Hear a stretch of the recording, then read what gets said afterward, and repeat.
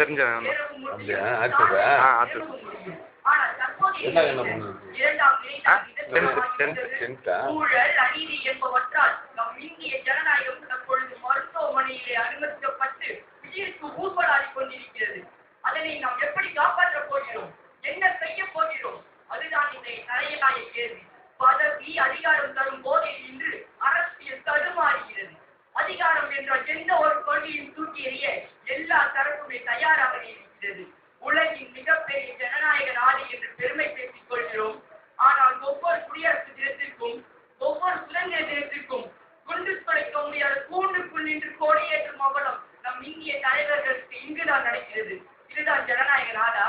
அரசியல் என்பது ஒரு காலத்தில் மக்களுக்கு உதவுவதற்கான களமாக பார்க்கப்பட்டது. ஆனால் தற்பொழுதோ தேர்தல் என்று இலவச வரை அள்ளி வீசி இறை தேடும் வேட்டைக்கலங்களாக அல்லவா மாறி இருக்கிறது.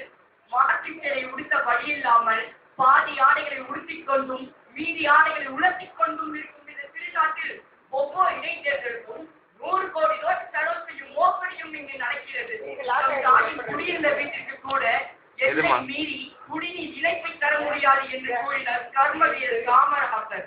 ஏன் தொடர்பண்டியில் கூட நடுநிலையான வகுப்பிலேயே பயணம் செய்து அதனால் மிச்சப்படுத்தப்பட்ட பணத்தில் மலிவு விலையிலே புத்தகங்களை அச்சிட்டு வழங்கினார் பகுத்தறிவு பகலவன் தந்தை பெரியார். இவர்களை போல உன்னத தலைவர்கள் வாழ்ந்த நாட்டை எங்கு தொடர்த்தோம்? இவர்களை போல உன்னத தலைவர்களை நாம் எங்கு தொடர்த்தோம்? வேண்டாமா? சுயநலத்திற்காக நாட்டை மக்களை பதவியை விளைவிக்கும் தலைவர்களை இந்த நாட்டை விட்டு ஓட ஓட பேச வேண்டாமா?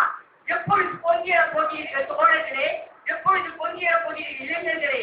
நாட்டின் யுத்தத்தில் நாட்டிற்காக போராடி உயிரை விட்ட ராணுவ வீரரின் பவப்பெட்டியை வாங்கும்போது கூட ஊழல் என்ற பொழுது தலை புரிந்து நின்றது நம் அரசியல். ஏன் நாடாளுமன்றத்தில் குறைந்தபட்சமாவது மக்களின் பிரச்சனைகளை பேசுவதே என்று எண்ணிய பொழுது கேள்வி கேட்க வேண்டும் என்று வாங்கினார்களே, அப்பொழுது காந்தி தேசம் கண்ணீர் வடிக்கல்லவா நின்றது. குஜராத்தில் கோத்ரா ரயிலேற்பு சம்பவத்திற்கு பின்னர் நடந்த கலவரத்தில் ஒரு கர்ப்பிணி பெண்ணின் வயிற்றை கிழித்து அந்த சிசுவை அணுவணுவாக கொள்வார்களே, அப்பொழுது அந்த மத அரசியலின் கோர முகத்தை கண்டு நம் கொலை நடிக்க அல்லவா நின்றோம். இதற்காக இத்தனை போராட்டங்கள்.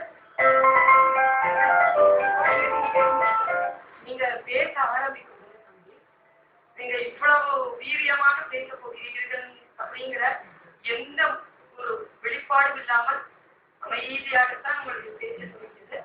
ஒரு பேச்சாளருடைய வெற்றி அப்படிங்கிறது உடனுக்குடனடியாக அந்த வெளிப்பாட்டை காட்டாமல் மெதுவா அப்படியே ஏறி போய் உச்சத்தில் நிற்பது. அது நீங்கள் இன்றைக்கு வெற்றி அடைந்திருக்கிறீர்கள். ரொம்ப அழகான ஒரு அந்த ரௌத்ரம் அப்படிங்கிறது உங்களுடைய பேச்சுல நம்ம பார்க்கணும்.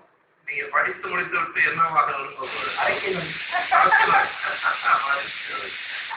அப்ப அரசியலுக்கு நீங்க வருவதற்கு தான் உறுதியா இருக்கீங்க இல்லையா? மருத்துவத்துறையிலும் இருந்து அப்படியே கொஞ்சம் அரசியல் ஈடுபடும். நான் கேட்டவங்க எல்லாரும் விஞ்ஞானி ஆகணும், மருத்துவர் ஆகணும், பொறியியலாளர் ஆகணும் அப்படின்னு தான் சொன்னாங்க. தவிர உள்ளுக்குள்ள நடிகர் ஆகணும்னு ஒரு ஆசை கூட இருக்கு, அதை சொல்ல மாட்டாங்க.